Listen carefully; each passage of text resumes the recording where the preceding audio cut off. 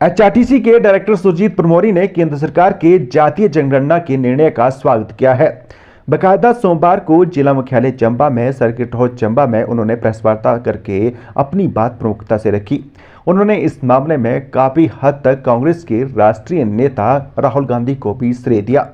साथ ही उन्होंने ये भी कहा कि केंद्र सरकार को जल्द से जल्द इस बात का भी ऐलान करना चाहिए कि जातीय जनगणना का क्या स्वरूप होगा, इसकी डेडलाइन क्या होगी और कब से इस जनगणना की शुरुआत होगी, कब तक ये कार्य पूर्ण कर लिया जाएगा और देश की जनता के समक्ष कब जातीय जनगणना का पूरा डाटा सामने आएगा। लंबे वर्षों से देश के अंदर जातीय जनगणना को लेकर के केंद्र सरकार का क्या रूप था। देश के प्रधानमंत्री जी जातीय जनगणना को लेकर के 3 वर्षों से लेकर के किसी तरह का भी स्टैंड नहीं उनका दिख रहा था, लेकिन आज केंद्र सरकार ने अगर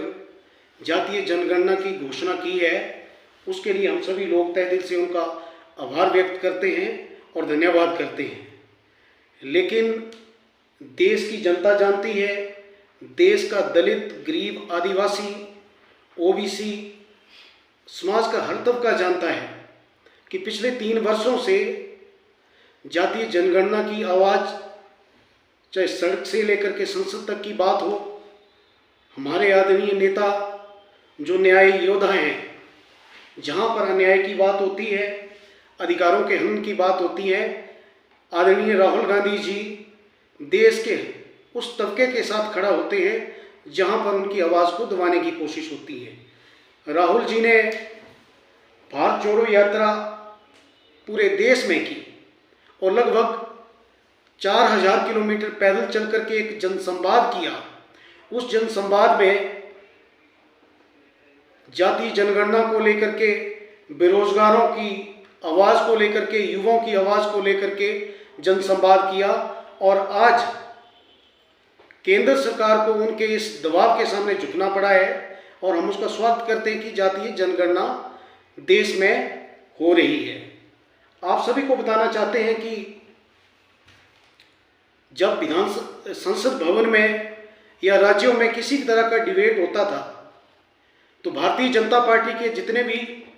चुने हुए सांसद थे या राज्यसभा सांसद थे, वो सभी लोग इस चीज़ का विरोध करते थे और इस चीज़ को अर्बन नक्सलाइट का एक नारा देकर के कहते थे कि ये तो जातिवादी सोच है।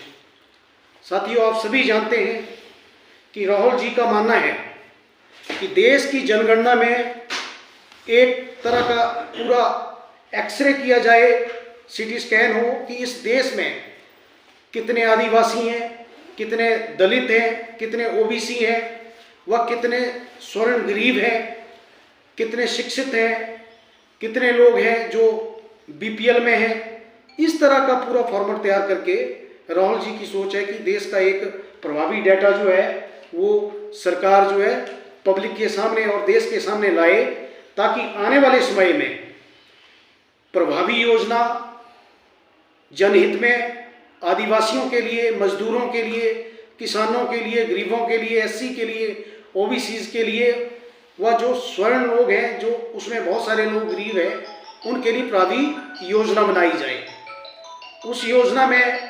किस तरह का बजट और किस तरीके का प्रावधान हो, वो अगर डेटा आता है उसके आधार पर होगा। आप सभी जानते हैं कि केंद्र सरकार द्वारा व राज्य सरकार द्वारा आज भी जो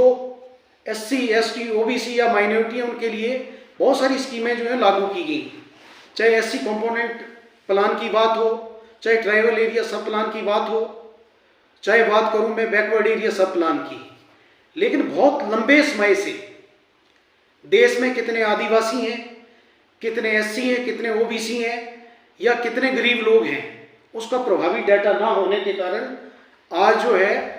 उनकी हिस्सेदारी और भागीदारी जो है वो सुनिश्चित नहीं हो पा रही है। इसलिए हमारे आदरणीय नेता राहुल जी ने इसके लिए पूरी लड़ाई लड़ी है। आप सभी लोग ये भी जानते हैं कि जब किसानों के खिलाफ एंटी फार्मर बिल जो केंद्र सरकार लेकर के आई थी, केंद्र सरकार मात्र उसको पारित करने जा रही थी। वो बिल जो है ड्राफ्ट किए गए थे अडानी और अंबानी द्वारा, पूरा देश सड़कों पर उतरा, राहुल जी ने उनकी आवाज़ उठाई और उन बिलों को वापस लेना पड़ा।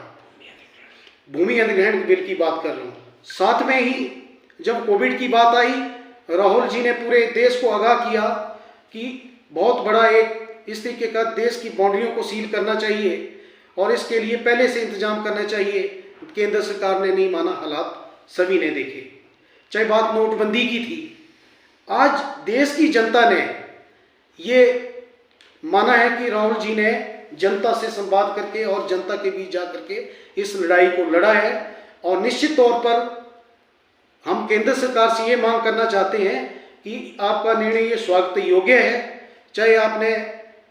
जिस भी दबाव में जातीय जनगणना का ऐलान किया है, हम चाहते हैं कि आप साथ में ये भी ऐलान करें कि जातीय जनगणना का स्वरूप क्या होगा, इसकी डेडलाइन क्या होगी, कब से इस जातीय जनगणना को स्टार्ट किया जाएगा और ये पूरा कार्य कब कर लिया जाएगा, जिससे पूरा एक देश का डेटा जो है वो जनता के सामने आएगा और देश के लिए जिसके आधार पर प्रभावी योजनाएं जो है बनेगी। चाहे युवाओं के लिए, नौजवानों के लिए, जो पढ़े लिखे हमारे बेरोजगार हैं उनके लिए, दलित के लिए, SC ST OBC के लिए। तो हम यही कहना चाहते हैं, केंद्र सरकार से हमारी मांग है कि एक डेडलाइन जारी की जाए कि जो जातीय जनगणना होगी इसको लागू कब से किया जा रहा है, इसका फॉर्मेट क्या होगा, इसमें किन किन चीज़ों को आप शामिल कर रहे हैं और ये पूरा कार्य कब संपन्न होगा, जिससे देश में SC ST OBC और जो पिछड़ा वर्ग है उनकी भागीदारी और हिस्सेदारी जो सुनिश्चित हो।